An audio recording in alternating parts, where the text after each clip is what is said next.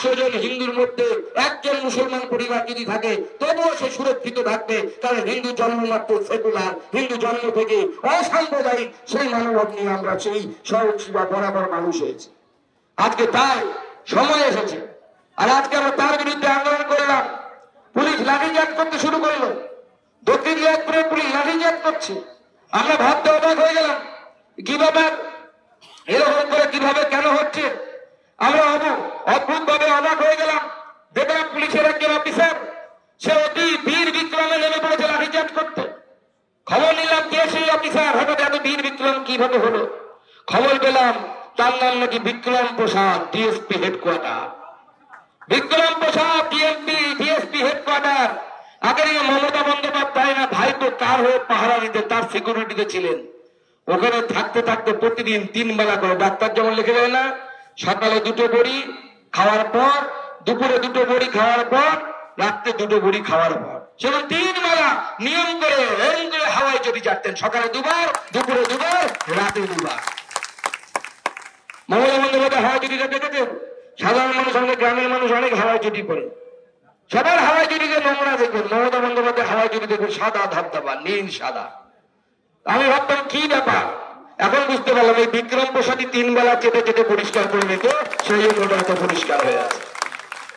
আমি আমার জেলা সভাপতি এবং অন্যান্য নেতৃত্বকে অনুরোধ করবো, ভালো দেখে একটা নীল সাদা রঙের হাওয়াই চটি কালকে কিনে বিক্রম প্রসাদের কোয়ার্টারের সামনে গিফট দিয়ে আসুন, এখানে বসে বসে ওটা চাটবে, তাহলে কাজে লাগবে। পড়াশোনা করে আইপিএস হয়েছে এই অশিক্ষিত নেতাদের বাঁচানোর জন্য, তাহলে পড়াশোনা করে লাভ কি থাকলো? আজকে এখানে পরিষ্কার বলে দিতে চাই, কোন গুন্ডামি মস্তানি এই জেলায় থাকবে না, এই জেলায় চলবে না। এই জেলায় গুন্ডামি মস্তানি করার জায়গা নেই। আমাদের বিপ্লবটা অনেক গুন্ডামি মস্তানি করে দেখেছেন তো, দুবার বাংলার মানুষ এবং এই দক্ষিণ দিনাজপুরের মানুষ বিপ্লব মিত্র তার কোম্পানিকে হারিয়েছে। আগামী দিনেও আমরা হারাবো। আমরা এই জেলাকে এই দুষ্কৃতীদের হাতে তুলে দেবো না। আজকে মমতা বন্দ্যোপাধ্যায় ভাবছেন পুলিশ দিয়ে বিজেপিকে আটকে দেবে, আটকাতে পারবেন না। আরে আপনার ডিজির কাছে গিয়ে বসেছিলাম ওই ঘর হারাদেরকে নিয়ে, আপনার ডিজি পর্যন্ত বাধ্য হয়েছে নবান্ন থেকে ছুটে এসে আমাদের প্রতিনিধি দলের সাথে দেখা করার জন্য, কারণ ডিজিও জানে যে মুখ্যমন্ত্রী চোর এবং এই মুখ্যমন্ত্রী মিথ্যাবাদী মুখ্যমন্ত্রী, এই মুখ্যমন্ত্রী ওই সিংহাসনে বসার অধিকার নেই। যখন দাঙ্গা হলো, মুখ্যমন্ত্রী ভাবুন এটা আমাদের কি মুখ্যমন্ত্রী আমরা রেখেছি। আমাদের এই পশ্চিমবঙ্গকে মনে করা হয় জাতীয়তাবাদের উৎসস্থল। এক সময় বন্দে মাতরম মন্ত্র এই পশ্চিমবঙ্গ থেকে বাংলার বুকে রচনা হয়েছিল। এই বন্দে মাতরম মন্ত্র নিয়ে, গীতার মন্ত্র দিয়ে একবার বিদায় দে মা ঘুরে আসি, ক্ষুদিরাম থেকে শুরু করে, প্রফুল্ল চাকি থেকে শুরু করে, মাতঙ্গিনী হাজরা থেকে শুরু করে, তারা ফাঁসির মঞ্চে জয়গান গিয়ে গেছেন, কেউ বুকে গুলি খেয়েছেন, তিরঙ্গা হাত থেকে নামাতে দেননি। আজকে সেই পশ্চিমবঙ্গের মুখ্যমন্ত্রী কি বলছেন, বিএসএফ দাঙ্গা করিয়েছে। ছি, এই লজ্জা আমরা রাখি কোথায়? এই লজ্জা রাখি কোথায়? বিএসএফ কারা? বিএসএফ ভারত সরকারের সেই ফোর্স যারা কোনো শত্রু দেশের সাথে, যদি প্রথম যুদ্ধ শুরু হয়, যখন প্রথম গুলিটা যারা বুকে পেতে নেয় এই দেশের জন্য, এই ভারত মায়ের জন্য, তাদের নাম বিএসএফ। আর মমতা বন্দ্যোপাধ্যায় তাদের নামে এই বাজে কথা বলেছে। বিএসএফ নাকি 4,000-5,000 টাকা করে দিয়ে বাংলাদেশের লোকেদেরকে নিয়েছে, তাদেরকে নাকি ঢিল ছুড়িয়েছে। আর আজকে আমরা অবাক হয়ে যাচ্ছি, এই যে পুলিশের রিপোর্ট, যে রিপোর্ট কোর্টে পুলিশ জমা করেছে, কোর্ট থেকে আমরা বের করেছি, তাদের পশ্চিমবঙ্গের পুলিশ কি বলছে, যে সব জায়গাতে একটা কথা বলছে, যে সব জায়গায় লোকাল পিপল। আমি পড়ছি, ইংরেজিতে পড়ছি, তারপরে বাংলা করে দেবো। আমি একটা রিপোর্টের একটা অংশ থেকে পড়ছি। 11/4/2025 আফটার জুমা প্রেয়ার, জুমা নামাজের পর, at Umarpur under the Raghunathganj PS, Sajur Moor under the Suti PS, and old Dak Banglo Moor under the Shamsherganj PS by some local people without any recognized banner. Bangla করলে কি দাঁড়ায়? বাংলা করলে দাঁড়ায় 11 তারিখ এপ্রিল মাসের জুমা নামাজের পর উমরপুর, যা রঘুনাথগঞ্জ পুলিশ স্টেশনের অন্তর্গত, সাজুর মোড়, যা সুতি পুলিশ স্টেশনের অন্তর্গত, এবং ওল্ড বাংলো মোড়, যেটা শমশেরগঞ্জ পুলিশ স্টেশনের অন্তর্গত, সেখানে কিছু লোকাল পাবলিক, পরিষ্কার বলছে লোকাল পিপল,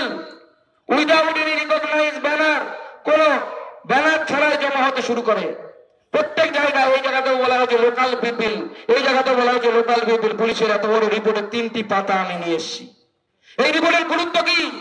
মমতা বন্দ্যোপাধ্যায় বলেছিলেন বাইরে থেকে লোক এনেছে বিএসএফ, আর মমতা বন্দ্যোপাধ্যায় যে পুলিশ ডিপার্টমেন্টের মন্ত্রী, পুলিশ দপ্তরের মন্ত্রী, তার পুলিশ বলছে লোকাল পিপিল। অর্থাৎ মমতা বন্দ্যোপাধ্যায়ের পুলিশ স্বীকার করে নিচ্ছে কোর্টের সামনে যে মমতা বন্দ্যোপাধ্যায় মিথ্যাবাদী, মমতা বন্দ্যোপাধ্যায় মিথ্যা কথা বলেছেন, মমতা বন্দ্যোপাধ্যায় সত্যি কথা বলেন। তার পুলিশ বলছে, আমরা বলছি না। ভাবুন রাজার কি অবস্থা, রাজার অবস্থা, রাজা সিংহাসনে বসে আছে, তার পুলিশই বলছে বাবা রাজা তুমি মিথ্যাবাদী। আর এই মিথ্যাবাদীর হয়ে এই প্রশাসন নেমেছে। এখানকার এসপি ডিএম দুজনে দলদাসে পরিণত হয়েছে। আজ দেখুন আমি এখান থেকে দেখতে পাচ্ছি জগন্নাথ মন্দিরের একটা বড় করে ব্যানার টাঙিয়েছে, মমতা বন্দ্যোপাধ্যায় হাত জোর করে আছে। ভুলবেন না, যারা লক্ষ্মীর ভান্ডারে বলে ভাবে আহা আমার দিদি কি ভালো, হিন্দু ধর্মের জন্য কি বড় কাজ করছে, জগন্নাথ, জগন্নাথ দেবের নাম নিয়ে জয় জগন্নাথ করছেন কাঁথিতে, সেখানে জগন্নাথ মন্দির প্রতিষ্ঠা করছেন। মনে রাখবেন রামায়ণ মহাভারত আমাদের পূর্বপুরুষরা লিখে গেছিলেন আমাদের শিক্ষা দেওয়ার জন্য। রামায়ণে আছে, সবাই আমরা দেখেছি, রাবণ মা সীতাকে হরণ করবে, মারিচকে সোনার হরিণ করে রামের কুটিরের সামনে ঘুরে বেড়াতে বললো। মা সীতা সোনার হরিণ দেখে ভাবলো যে মা রামকে বললেন যান ধরে নিয়ে এসো আমার জন্য সোনার হরিণ, আমার সোনার হরিণ চাই। লোভ করলেন মা সীতা, এই সোনার হরিণ হচ্ছে লক্ষ্মীর ভান্ডার। মনে রাখবেন এই সোনার হরিণ হচ্ছে লক্ষ্মীর ভান্ডার, যার লোভে আমরা দৌড়চ্ছি। আর তারপরে কি হলো, রাবণ এলো। রাবণ কি রূপে এলো? রাবণ গেরুয়া বসন করে এলো। ওই যে গেরুয়া বসন করে রাবণ দেখতে পাচ্ছেন, মন্দিরের ছবি লাগিয়ে নমস্কার করছে, ভাবছে আমি কত বড় হিন্দু। যে ভুল করবেন ওই রাবণকে দেখে আর সোনার হরিণ দেখে তাদের হরণ হতে বাধ্য, তাদেরকে মমতা বন্দ্যোপাধ্যায় রূপী রাবণ তাদেরকে ঘর ছাড়া করবে। আজকে লক্ষ্মীর ভান্ডারে ঘর ছাড়া হতে বাঁচাতে পারেনি। প্রধানমন্ত্রী আবাস যোজনা বাংলার ঘর যাই নাম নিলে কেন, তা ঘর ছাড়া হতে বাঁচাতে পারেনি। উল্টে মমতা বন্দ্যোপাধ্যায় বলছেন, কি বলছেন মমতা বন্দ্যোপাধ্যায়? মমতা বন্দ্যোপাধ্যায় বলছেন যে হিন্দুদের বোঝা উচিত, হিন্দুদের একটাই কথা বলবো, বোঝা উচিত মুসলমানদের খুব রাগ হয়েছে, ওদের জমি নাকি নিয়ে নিয়েছে। কে নিয়েছে? মমতা বন্দ্যোপাধ্যায়। কে? কোথায় ওয়াকফ বিলে? দেখুন তো ওয়াকফ বিলে কি বলা আছে। আপনারা মুসলমান ভাইদেরকে ভুল বোঝাচ্ছে, তাদের মন্দির মসজিদ তাদের কবরখানা সব নিয়ে নেওয়া হবে। কোনো কিছু নিয়ে নেওয়া হবে না, তাদের যা আছে তাদেরই থাকবে। কিন্তু কেউ যদি মনে করে যে ওয়াকফের নামে, কালকে বলবে কালেক্টরি অফিস ওয়াকফ সম্পত্তি, পরশু বলবে ইডেন গার্ডেন ওয়াকফ সম্পত্তি, পরশু দিন আপনার বাড়িতে আমার বাড়িতে বলবে ওয়াকফ সম্পত্তি, ওই জমিদারি চলবে না। নরেন্দ্র মোদীর আমল অন্ততপক্ষে চলতে পারে না, এটা আমরা চলতে দেবো না। কাগজ দেখায় যেটা আপনাদের বৈধ সম্পত্তি আপনাদেরই থাকবে, ওখানে নরেন্দ্র মোদীও হাত দিতে দেওয়া যাবে না, সুকান্ত মজুমদারও হাত দিতে যাবে না। কিন্তু যদি একটা নতুন ওরা কনসেপ্ট তৈরি করেছিল 2013 সালে, waqf by practice. Waqf by practice মানে ধরুন এই মাঠ, এই পাশে যে মাঠটা আছে, আগামী 5 জন মুসলমান ভাই নামাজ পড়তে শুরু করলো। আর এই মাঠের যে মালিক তারা বললো দরগা তৈরি করে দিয়েছে, মুসলমান ভাইরা নামাজ পড়ছে ভালো কথা, একটা দরগা তৈরি করে দিল। তারপর সেই দরগার যে পূজারি হলো, ওদের ভাষায় কি বলে আমি জানি না, সে কিছুক্ষণ পর যদি বলে, কয়েক বছর পর বলে যে এটা ওয়াকফ হিসেবে আমি দান করে দিলাম, সঙ্গে সঙ্গে এই মাঠটা ওয়াকফ সম্পত্তি হয়ে যাবে। এটা কি ঠিক নিয়ম ছিল? নরেন্দ্র মোদী এটা পরিবর্তন করেছে, এটা পরিবর্তন করার দরকার ছিল, 100 বার প্রয়োজন ছিল, এবং আমরা 100 বার করব।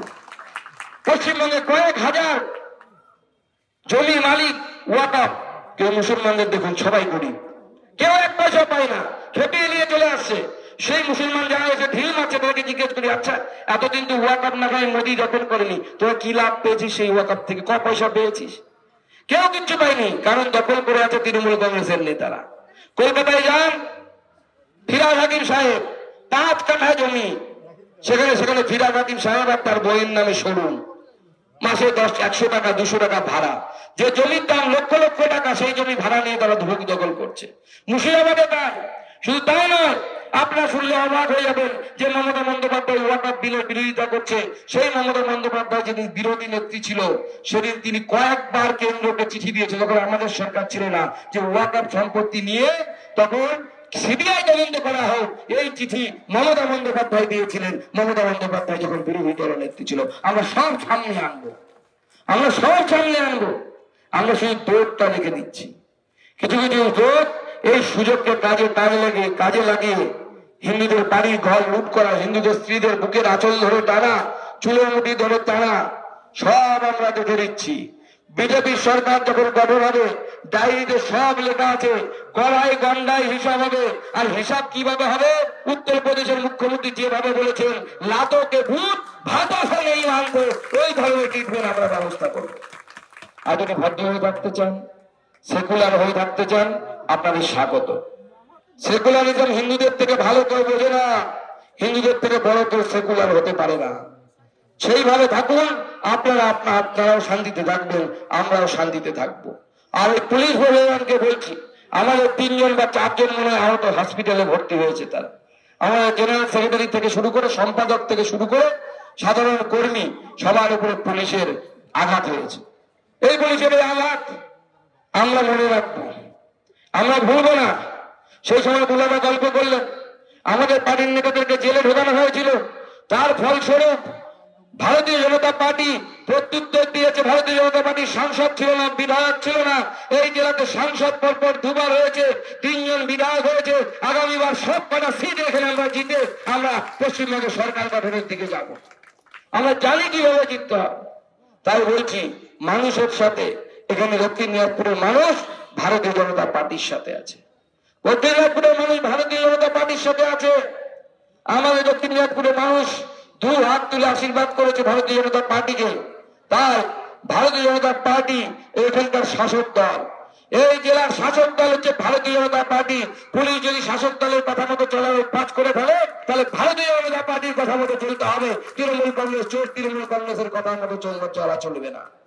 তাই বন্ধুগণ, আপনারা যে আন্দোলন করেছেন, আজকে লড়াই দিয়েছেন যে পুলিশের সাথে, সেই লড়াই আগামী দিনে আমাদেরকে জারি রাখতে হবে।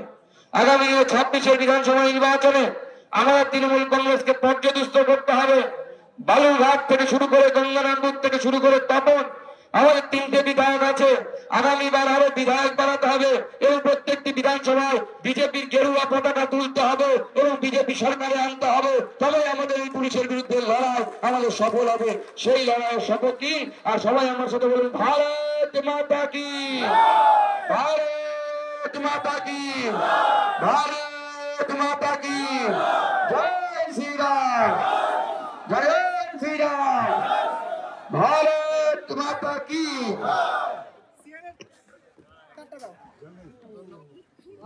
ধন্যবাদ রাজ্য সভাপতি তথা কেন্দ্রীয় মন্ত্রী ডক্টর সুকান্ত মজুমদার মহাশয়কে।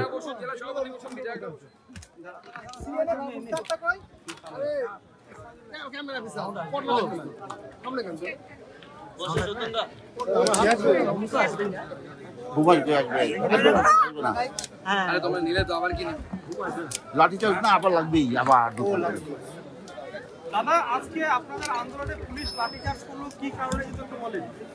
দেখুন, এখানে নতুন একজন অফিসার এসেছে, শুনতে পাচ্ছি তার নাম নাকি বিক্রম, কি নাম যেন, বিক্রম প্রসাদ। সে বেশি চটি চাটতে তার সেই চটি চাটার অভ্যেসটা এখন রয়ে গেছে। একসময় মুখ্যমন্ত্রীর ওখানে ছিলেন শুনলাম, সেই কাজ করেছে বলে আমরা জানতে পারছি। আমাদের 4 জন আপাতত খোঁজ পেয়েছি, তারা আহত। অন্যরাও আরো কেউ আহত হয়েছে কিনা সেই বিষয়ে আমরা খোঁজ নিচ্ছি। আমাদের অল্প বিস্তর সবার হাতেই আঘাত কিছু না কিছু লেগেছে, সবারটা গুরুতর নয়। 4 জনের আঘাত অত্যন্ত গুরুতর। আমাদের জেলার সাধারণ সম্পাদকের মাথায় লাঠি মেরেছে। পুলিশের লাঠিচার্জের নিয়ম কিন্তু মাথায় মারার না, মাথায় মারলে ইন্টারনাল ইনজুরি হতে পারে। আমরা পাঠিয়েছি তাকে, প্রয়োজনে এমআরআই করে দেখতে হবে কোনো ইন্টারনাল হ্যামারেজ হয়েছে কিনা। যদি ইন্টারনাল হ্যামারেজ ধরা পড়ে, আমরা পুলিশের বিরুদ্ধে যে লাঠিচার্জের অর্ডার দিয়েছে সেই অফিসারের বিরুদ্ধে আমরা খুনের মামলা করব। আমাদের কর্মী সমর্থকরা শান্তিপূর্ণ আন্দোলন করছিল, তাদের যে আক্রোশ ব্যারিকেডের উপরে দেখাচ্ছিল। কোনো পুলিশের গায়ে কেউ হাত তোলা, পুলিশকে ঢিল মারা কোনো ঘটনা ঘটেনি যতক্ষণ না পর্যন্ত পুলিশ উস্কেছে।